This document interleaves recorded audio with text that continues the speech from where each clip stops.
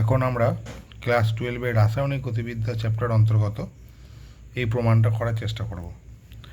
তো দেখো, আমরা জানি যে প্রথম ক্রম বিক্রিয়ার ক্ষেত্রে হার ধ্রুবকের যে রাশিমালা সেটা হচ্ছে কে সমান 1/t ln অফ a/a-x। একই সাথে অর্ধায়ু রাশিমালা টি হাফ ইজ ইকুয়াল টু আমরা জানি 0.693/k।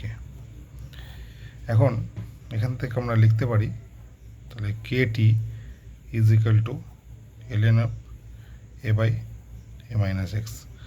এটা আমরা 1 নম্বর সমীকরণ দিলাম। আর এখানে লিখতে পারি আমরা kt half is equal two 0.693।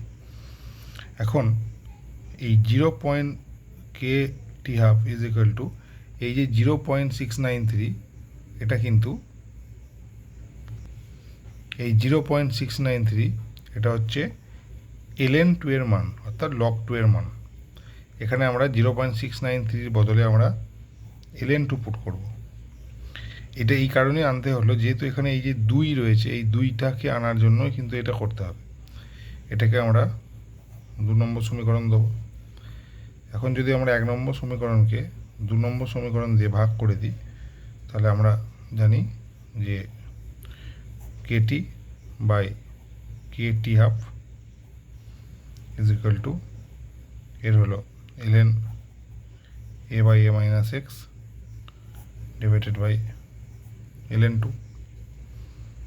কে কেটে গেল, তাহলে এখানে যদি ln2টা যদি এই পাশে নিয়ে আসি তাহলে t/t half into ln2 is equal two ln of a/a-x। ঘুরিয়ে লিখলাম ln of a/a-x is equal two t/t half into ln2।